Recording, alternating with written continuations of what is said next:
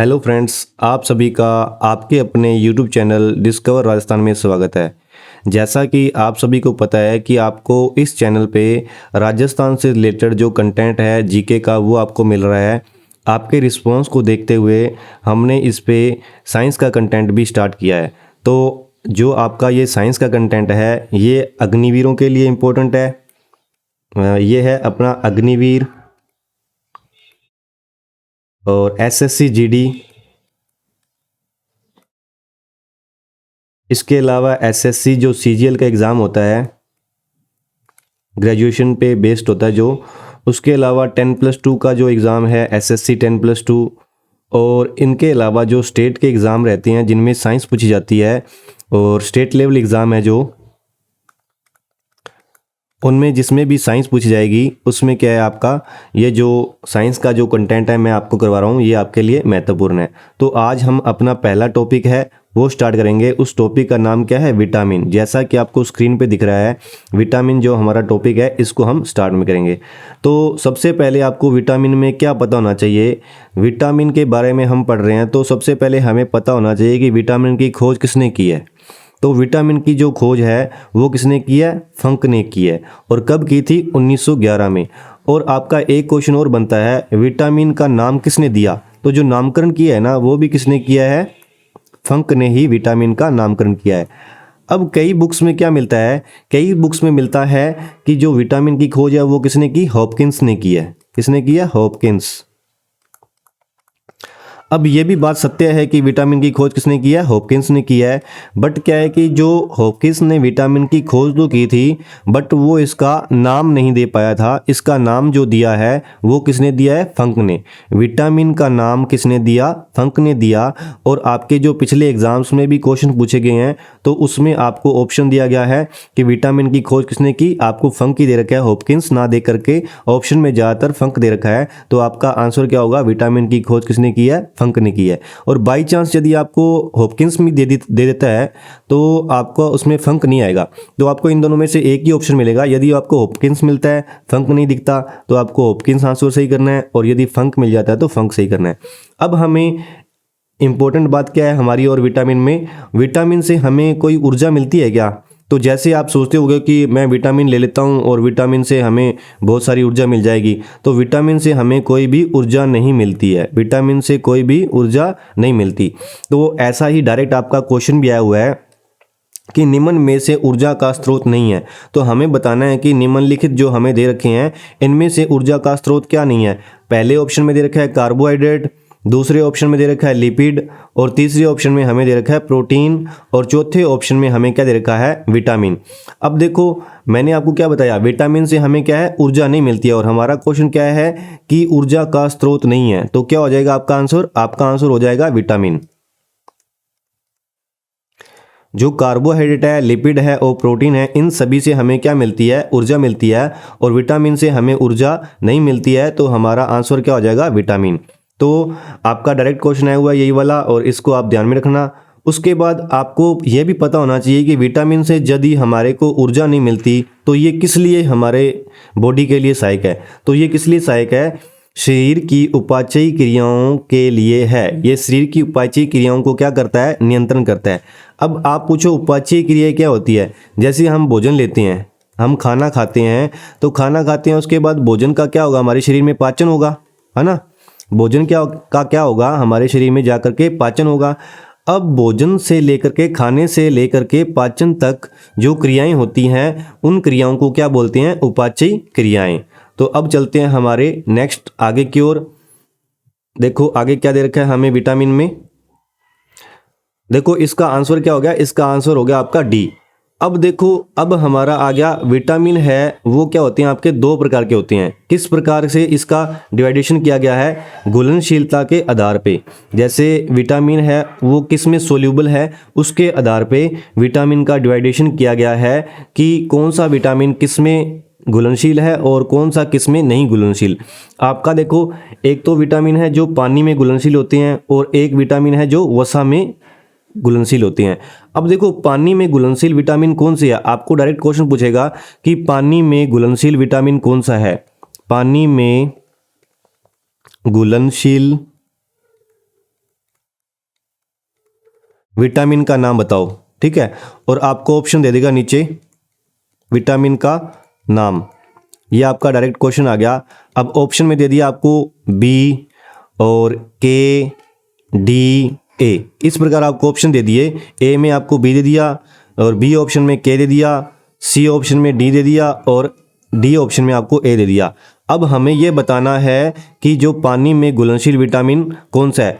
तो इसके लिए हमने एक ट्रिक बनाई है। तो देखो, पानी में घुलनशील विटामिन को याद करने के लिए क्या है, भैंस गई पानी में, तो भैंस किस में गई, पानी में। तो पानी से क्या याद हो जाएगा कि पानी में घुलनशील विटामिन, तो कहाँ गई, भैंस गई किस में, पानी में। भैंस से क्या बन गया, बी और सी, बी प्लस सी, और जो बी है और सी है ये किस में घुलनशील है, ये पानी में घुलनशील विटामिन है।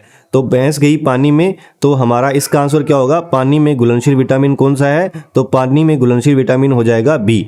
और अब देखो, अब हमें बताना है कि वसा में घुलनशील विटामिन कौन से हैं। तो वसा में कौन कौन से बच गए, के, ई और डी और ए। तो कीड़ा, कीड़ा से आप याद रखोगे कि वसा में घुलनशील विटामिन कौन से हो गए, के और ई, डी और ए। ये जो 4 विटामिन है ये तो किस में घुल जाते हैं, वसा में। और पानी में कौन कौन से घुलते हैं, बी और सी। भैंस गई पानी में, उससे आप याद रखोगे बी और सी। और वसा में है जो कीड़ा, से आप याद रखोगे। और वसा में घुलनशील विटामिन है वो है आपका के, ई, डी, ए। अब देखो, अब हम एक एक विटामिन के बारे में पढ़ेंगे कि उससे क्या कौन सा रोग होता है, उसका वैज्ञानिक नाम क्या है, और वो किस में प्रचुर मात्रा में पाया जाता है। जो भी आपके एग्ज़ाम में क्वेश्चन आए हुए हैं उससे रिलेटेड हम इनके जो भी क्वेश्चन है वो हम कंप्लीट करेंगे। तो देखो, सबसे पहले आपका क्या है, सबसे पहले है विटामिन ए। तो विटामिन ए के बारे में बात करते हैं। विटामिन ए से क्या होगा, ए से क्या बनता है आपका, अंधा। विटामिन ए से क्या होगा, अंधा होगा। और व्यक्ति इसमें क्या हो जाएगा, अंधा हो जाएगा। और अंधा कब होगा, वो होगा रात को। कब होगा अंधा, रात को। तो विटामिन ए से होने वाला रोग क्या हो गया, अंधा होगा रात को। तो उसको क्या बोलेंगे अपने, उसको बोलेंगे रतौंधी। देखो, विटामिन ए से कौन सा रोग होता है, रतौंधी। विटामिन ए से क्या होगा, अंधा होगा। और कब होगा, रात को। तो इससे बन गया हमारा अंधा होगा रात को, तो रतौंधी रोग। ठीक है। अब देखो, जो विटामिन है उससे रतौंधी रोग होता है। तो अब देखो, जो अंधा होता है वो किससे होगा, आंखों से होगा। आंखों के जो ऊपर का भाग होता है उसको क्या बोला जाता है, रेटिना बोला जाता है। तो इसका जो नाम हो गया वो क्या होगा, रेटिनोल। अब इसके अलावा आपके ये डायरेक्ट क्वेश्चन पूछे हुए हैं। एक तो ये पूछा हुआ है कि विटामिन ए का नाम बताओ, तो क्या होगा, रेटिनोल। और विटामिन ए से होने वाला रोग बताओ, तो रोग का नाम क्या हो जाएगा, रतौंधी। अब आपका ये क्वेश्चन आया हुआ है पहले एग्जाम्स में कि किसमें विटामिन ए की प्रचुर मात्रा पाई जाती है। तो गोल्डन राइस है, गोल्डन राइस में क्या है, विटामिन की मात्रा बहुत ज़्यादा पाई जाती है। और इसके अलावा जिसमें भी बीटा कैरोटीन पाया जाएगा, जिसमें भी बीटा कैरोटीन पाया जाएगा उसमें क्या होगा, उसमें भी विटामिन ए की मात्रा पाई जाएगी। अब देखो, कैरोटीन, कैरोटीन जैसे गाजर को अपने इंग्लिश में क्या बोलते हैं, गाजर को इंग्लिश में बोलते हैं कैरेट, है ना। हिंदी में लिख देता हूँ, वैसे इसको इंग्लिश में बोलते हैं कैरेट। तो अब कैरेट है, कैरेट में भी क्या होता है, कैरेट में भी विटामिन ए वो प्रचुर मात्रा में पाया जाता है। अब चलते हैं हमारे नीचे, अगली स्लाइड पे चलते हैं। देखो, आगे हमें क्या दे रखा है, आगे हमें दे रखा है गाजर है। गाजर को याद करने की क्या ट्रिक है, गाजर खाओ आंखों की रोशनी बढ़ाओ। गाजर खाओ, अपने बोलते हैं ना भी, गाजर खाओ आंखों की रोशनी बढ़ाओ। तो ये गाजर खाएंगे तो उससे क्या होगी, आंखों की रोशनी बढ़ेगी। तो हमारा जो विटामिन है, जो गाजर है, इसमें विटामिन ए पाया जाता है। और गाजर से भी हमें विटामिन ए का बहुत सारा स्रोत मिलता है। और इसके अलावा और कौन से स्रोत हैं, आपका हो गया दूध, अंडा, पनीर, इनसे भी हमें क्या मिलता है, विटामिन ए मिलता है। और ये 3 चीज़ें ऐसी है जिसमें हमें लगभग सभी विटामिन मिल जाते हैं। तो आगे जो भी आएंगे, जो स्रोत के नाम आएंगे उनको मैं आपको अच्छे से एक्सप्लेन कर दूंगा। अब इसके बाद क्या आ गया, इसके बाद आ गया आपका विटामिन बी। इसके बाद क्या आ गया आपका, विटामिन बी। अब देखो, विटामिन बी का पहले हमें क्या पता होना चाहिए, हमें पता होना चाहिए विटामिन बी का रासायनिक नाम क्या है और उससे होने वाला रोग कौन सा है। और साथ ही साथ में हम ये भी देखेंगे कि विटामिन बी है वो किसमें सबसे ज़्यादा पाया जाता है और किसमें सबसे कम पाया जाता है। अब देखो, विटामिन बी है ना, बी के खूब सारे बच्चे हैं, B1 से लेकर के B12 तक इसके खूब सारे बच्चे हैं। तो आपके एग्जाम की दृष्टि जो महत्वपूर्ण है हम वो करेंगे। सबसे पहले आपका आ गया B1, ठीक है। बी से क्या बनता है, B for berry berry. Vitamin B से कौन सा रोग होता है, बेरी बेरी। अब इसका जो नाम है विटामिन बी का, जो साइंटिफिक नाम है वो क्या है, थायमीन। क्या नाम है, थायमीन। अब देखो आपको डायरेक्ट क्वेश्चन पूछा जाता है कि आपको ऑप्शन दे देगा, उसमें पूछेगा कि विटामिन बी की कमी, विटामिन बी की मात्रा किस में सबसे कम पाई जाती है। तो जो पॉलिश्ड राइस होते हैं जिसमें पॉलिश की होती है, तो वो क्या है, विटामिन बी की मात्रा उसमें क्या होती है, सबसे कम होती है। अब इसके अलावा देख लो विटामिन बी में क्या आ गया, B9। मैंने आपको बोला कि विटामिन बी के खूब सारे बच्चे हैं, उसमें से जो मोस्ट इंपॉर्टेंट हैं वो अपने कर रहे हैं। हमने सबसे पहले B1 की बात कर ली, अब किसकी बात कर रहे हैं, B9 की बात कर रहे हैं। अब देखो B9 में क्या होता है, B9 में हमें रक्त की कमी हो जाती है, हमारे शरीर में किसकी कमी हो जाती है, रक्त की कमी हो जाती है। और रक्त की जब कमी हो जाती है तो इसको क्या बोलते हैं, एनीमिया। आपका ये भी डायरेक्ट क्वेश्चन बनता है कि रक्त की कमी से होने वाला रोग कौन सा है, तो वो कौन सा हो जाएगा, एनीमिया। और इसमें क्या पाया जाता है, फोलिक एसिड पाया जाता है। अब देखो जो बच्चे, जो आपने देखा होगा कि गर्भवती जो महिला होती है, तो उसमें जब बच्चा पैदा होता है तो क्या होता है, उसमें ब्लड की मात्रा कम हो जाती है और उसमें एसिड की, कौन से एसिड की मात्रा कम हो जाती है, फोलिक एसिड की मात्रा कम हो जाती है। तब इसको B9 का टीका लगाया जाता है या B9 की दवा दी जाती है, ताकि इसका जो फोलिक एसिड है वो पूरा हो जाए और रक्त की मात्रा है और रक्त की कमी है जो वो पूरी हो जाएगी। और इसको क्या बोलते हैं, रक्त की कमी से होने वाले रोग को क्या बोलते हैं, एनीमिया। ठीक है।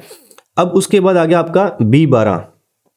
अब सबसे पहले आपको इसमें ये बहुत ही ज़्यादा इंपॉर्टेंट है, इससे बहुत सारे क्वेश्चन आए हुए हैं, इसको आप ध्यान से याद रखना। B12 है, इसका जो रासायनिक नाम क्या है, इसका नाम क्या है, विटामिन 12 का वैज्ञानिक नाम क्या है, साइनोकोबालमीन, साइनोकोबालमीन। और इससे होने वाला रोग कौन सा है, एनीमिया। और एनीमिया मैं आपको ऑलरेडी बता चुका हूँ कि एनीमिया में क्या होता है, रक्त की कमी हो जाती है। तो रक्त की कमी होगी उसको क्या बोलते हैं, एनीमिया। लिख देता हूँ दोबारा, रक्त की कमी। यदि आपकी बॉडी में ब्लड की कमी हो जाएगी तो किस रोग से ग्रसित होगे आप, एनीमिया से। अब देखो B12 से एक और महत्वपूर्ण क्वेश्चन बनता है कि विटामिन जो B12 है उसमें कौन सी धातु पाई जाती है, तो उसमें कौन सी धातु पाई जाती है, कोबाल्ट धातु। और ये जो कोबाल्ट धातु है ये किसके उपचार में काम आती है, ये कैंसर के उपचार में भी काम आती है, कैंसर के उपचार में सहायक। आपका ये डायरेक्ट क्वेश्चन बनता है कि कैंसर के उपचार में कौन सी धातु है जो वो काम में आती है। तो देखो कैंसर के उपचार में कौन सी धातु काम में आती है, वो आ जाएगी आपकी कोबाल्ट। और कोबाल्ट को किससे डिनोट करते हैं, कोबाल्ट को हम डिनोट करते हैं CO से। जो आपका कोबाल्ट है इसको हम CO से डिनोट करते हैं। यहाँ पे लिख देता हूँ साथ में आपको कोबाल्ट के पास में कि कोबाल्ट को किससे डिनोट करते हैं, कोबाल्ट को डिनोट करते हैं CO से। उसके बाद आगे क्या आ गया, उसके बाद आपका आगे आ गया विटामिन C। अब देखो विटामिन C है उसका नाम क्या है, एस्कॉर्बिक अम्ल। विटामिन C का नाम क्या है, एस्कॉर्बिक अम्ल। और C से होने वाला रोग कौन सा है, C for scurvy. Vitamin C से होने वाला रोग कौन सा है, स्कर्वी। अब देखो आप पूछो कि स्कर्वी रोग में क्या होता है, स्कर्वी रोग होता है ना, उसमें क्या होता है, आपके जो मसूड़े होते हैं, मसूड़ों में से खून आने लगता है। मसूड़ों में से क्या आने लगता है, खून आने लगता है। आपका डायरेक्ट ये भी क्वेश्चन बनता है किस रोग में मसूड़ों से खून आता है, तो आपका आंसर क्या हो जाएगा, स्कर्वी। अब जो स्कर्वी रोग था ना, ये सबसे पहले किस में देखा गया, जो नाव चलाने वाले होते हैं ना, नाविक, नाव चलाने वालों को अपने बोलते हैं नाविक। और नाविक के मसूड़ों में देखा गया कि उनके मसूड़ों में खून आता था, तो उसी में ये सबसे पहले इस रोग को देखा गया। इसीलिए इसको अपने क्या बोलते हैं, इसीलिए इसको बोलते हैं नाविक रोग या फिर सेलर डिजीज। और आपका ये भी डायरेक्ट क्वेश्चन बना हुआ है कि स्कर्वी रोग का अन्य नाम क्या है, तो अन्य नाम क्या हो जाएगा आपका, नाविक रोग। ध्यान में रखना ये बातें, जो जो आपको ये नोट्स में दिख रही है ना जो बातें, ये सभी आपके लिए बहुत ज़्यादा इंपॉर्टेंट है। आपका ये डायरेक्ट क्वेश्चन हुआ है कि दूध में कौन सा विटामिन नहीं पाया जाता। दूध में विटामिन कौन सा नहीं पाया जाता, विटामिन C है, वो दूध में नहीं पाया जाता। क्यों नहीं पाया जाता, देखो जब अपने जो विटामिन C है ना वो किस में पाया जाता है, खट्टे फलों में पाया जाता है। किस में पाया जाता है, खट्टे फलों में। अब दूध को जब अपने गर्म करते हैं, दूध को जब गर्म करते हैं तो इसमें से क्या होता है, विटामिन C है वो क्या होता है, नष्ट हो जाता है। तो इसीलिए क्या है कि दूध में विटामिन C है वो नहीं पाया जाएगा। ये डायरेक्ट आपका क्वेश्चन बना हुआ है कि दूध में कौन सा विटामिन नहीं पाया जाता, तो विटामिन C है वो दूध में नहीं पाया। अब मैंने आपको बताया कि विटामिन C किस में पाया जाता है, खट्टे फलों में पाया जाता है। किसमें पाया जाता है? खट्टे फलों में। जो आंवला हो गया ये आपका खट्टा होता है स्वाद में, तो आंवले में पाया जाएगा। और नींबू है, नींबू स्वाद में खट्टा होता है तो नींबू में पाया जाएगा। अब देखो अपने मिर्ची खाते हैं तो हम क्या बोलते हैं? जब अपने को मिर्ची लग जाती है हम बोलते हैं ना सी। तो सी से क्या बन गया आपका? मिर्ची में भी कौन सा विटामिन पाया जाता है? मिर्ची में भी आपका सी विटामिन पाया जाता है। अब देखो हमारी जो बॉडी के अंदर जो विटामिन सी है ना वो क्या रहता है? स्टोर नहीं रहता। कैसे नहीं रहता स्टोर? जैसे हमने विटामिन सी का सेवन कर लिया, अब वो क्या है कि कैसे ना कैसे करके हमारी बॉडी से बाहर आ जाएगा। कैसे ना कैसे करके मतलब कि किसके थ्रू आ सकता है? वो आपका यूरिन के थ्रू। जैसे अपने मूत्र करते हैं तो उससे क्या होता है? विटामिन सी है हमारी बॉडी से क्या आता है? बाहर आ जाता है। और ये भी डायरेक्ट क्वेश्चन पूछा हुआ है कि कौन सा विटामिन है जो शरीर में नहीं रुकता? तो कौन सा नहीं रुकता? Vitamin C. विटामिन सी है वो हमारी बॉडी में नहीं रुकता और यूरिन की सहायता से वो क्या आ जाता है? बाहर आ जाता है। कहाँ से आ जाता है? यूरिन की सहायता से विटामिन सी है वो बाहर आ जाता है। अब देखो आगे देखते हैं इसमें क्या क्या महत्वपूर्ण है विटामिन सी में। और ये मैंने आपको ऑलरेडी बता ही दिया है, ऊपर लिख दिया कि खट्टे फलों में जो विटामिन सी है वो पाया जाता है। अब उसके बाद क्या आ गया? उसके बाद आपका आ गया विटामिन डी। ये मैंने बता दिया आपको, खट्टे फलों में क्या पाया जाता है? विटामिन सी पाया जाता है। अब आ गया हमारा विटामिन डी। अब देखो जो विटामिन डी है ना इसका नाम क्या है? इसका वैज्ञानिक नाम है कैल्सीफेरोल। विटामिन डी का वैज्ञानिक नाम क्या है? कैल्सीफेरोल। अब जो कैल्सीफेरोल है इससे जो बीमारी होती है, जो बच्चों में बीमारी होती है तो वो तो अलग होती है, और बड़ों में कौन सी बीमारी होती है वो अलग होती है। अब देखो डी से, विटामिन डी से आप याद रखो दांतों और हड्डियों का कमजोर होना। डी फॉर दांतों और हड्डियों, दांतों और हड्डियों का कमजोर होना।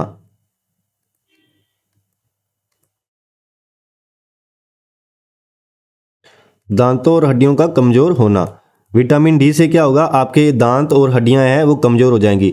अब देखो बच्चों में कौन सा रोग होता है विटामिन डी की कमी से? बच्चों में जो रोग होता है उसको बोलते हैं रिकेट्स। बच्चों में जो रोग होता है उसको क्या बोलते हैं? रिकेट्स। अब देखो जो रिकेट्स में क्या होता है? रिकेट्स में जो बच्चों के दांत है ना वो खराब हो जाते हैं। और बड़ों में कौन सा होता है? बड़ों में होता है ओस्टियोमलेशिया। अब देखो जो हड्डी है, हड्डी को अपने साइंटिफिक लैंग्वेज में क्या बोलते हैं? ओस्टियो। क्या बोलते हैं? ओस्टियो। और ओस्टियो, यदि आपके एग्जाम में क्वेश्चन आ जाता है कि विटामिन डी से होने वाला रोग बताइए, तो ओस्टियोमलेशिया देखते हैं तो बच्चे क्या सोचते हैं कि कोई मलेशिया की बीमारी होगी, तो ये यहाँ पे क्या कर रही है?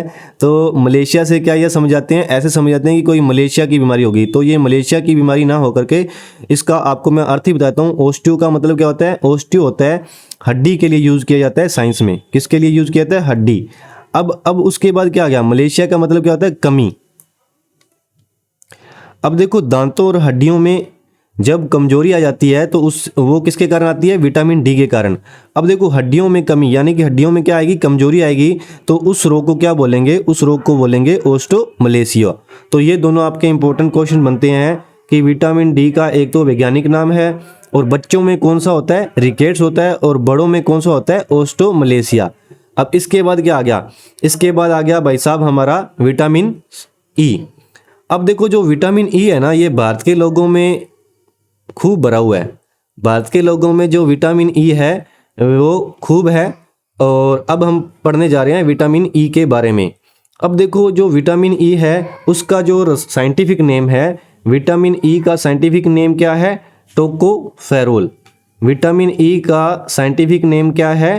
टोकोफेरोल। अब देखो इसमें क्या है, मैंने आपको बताया कि भारत के लोगों में ये खूब भरा हुआ है। तो विटामिन ई से क्या होता है? इसकी कमी के कारण क्या होता है? विटामिन ई के कमी के कारण क्या होता है? जनन क्षमता है वो उसमें कमी आ जाती है। जनन क्षमता में कमी आ जाती है, या फिर अपने बोल सकते हैं बांझपन हो जाता है, या नपुंसकता भी बोल सकते हो, नपुंसकता या बांझपन। अब जो विटामिन ई है ये हमें मिलता कहाँ से है? कहाँ से हमें विटामिन ई मिलेगा?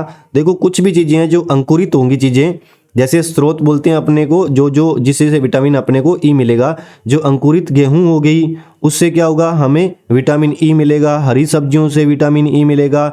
इसके अलावा जो भी अंकुरित चीज़ें हैं जैसे अंकुरित चना हो गया उससे आपको विटामिन ई मिल जाएगा। और दाल वगैरह हो गई जैसे मोठ की दाल हो गई अंकुरित, तो उससे भी आपका क्या मिल जाएगा? विटामिन ई मिल जाएगा। अब जो विटामिन ई है उसको हम क्या बोलते हैं, ब्यूटी विटामिन भी कहते हैं। विटामिन ई को क्या कहते हैं, ब्यूटी विटामिन। इसके खाने से क्या हो जाती है, ब्यूटी आती है। पर ये भी ऐसा नहीं है कि आप आज जाओ घर पे और खूब सारा विटामिन ई ले लो तो आप में ब्यूटी आ जाएगी। इसकी भी कोई लिमिट होती है और हर चीज़ है उसकी कोई ना कोई लिमिट होती है। आपको तो ये याद रखना है कि विटामिन ई को क्या बोलते हैं, ब्यूटी विटामिन। अब उसके बाद हमारा कौन सा विटामिन आ गया, उसके बाद आ गया हमारा विटामिन के। अब देखो के विटामिन है, उसका जो नाम है, वैज्ञानिक नाम है, वो है फिलोक्विनोन। विटामिन के का जो रासायनिक नाम है वो क्या है, फिलोक्विनोन। अब देखो के से क्या बनता है हमारा, के से खून बनता है। अब देखो विटामिन के की कमी से क्या होगा, खून का थक्का नहीं बनेगा, यानी कि रक्त का थक्का नहीं बनेगा। तो हमारे बॉडी में क्या होगी, हमारी बॉडी में विटामिन के की कमी होगी तो जो ब्लड का है वो क्लोटिंग नहीं होगी, ब्लड क्लोटिंग नहीं होगी, यानी कि खून का थक्का नहीं बनेगा। अब देखो जो आंत है, आंत में कौन सा विटामिन होता है, तो देखो आंत में हमारे कौन सा विटामिन होता है, विटामिन के होता है। और इसके बाद आपका जो क्वेश्चन है ये आपको इसका आंसर बताना है। कमेंट बॉक्स में टाइप करके आप इसका आंसर बताना कि हमारा क्या क्वेश्चन है, कौन से विटामिन को हार्मोन कहा जाता है। तो इसका आप आंसर कमेंट बॉक्स में टाइप करोगे। देखते हैं आपको विटामिन का चैप्टर समझ में आया और इसका आंसर हम अपेक्षा करते हैं कि आप कमेंट में दोगे और सभी बच्चों से मैं यही अपेक्षा करता हूं कि आप इसका आंसर जरूर दोगे। तो ये था आपके विटामिन से जो महत्वपूर्ण रोग होते हैं और जो महत्वपूर्ण क्वेश्चन आपको एग्ज़ाम में पूछे जाते हैं वो हमने आज कंप्लीट कर लिए और आशा करता हूं कि आप सभी को अच्छे से समझ में आएगा। थैंक यू, आप सभी का बहुत बहुत धन्यवाद।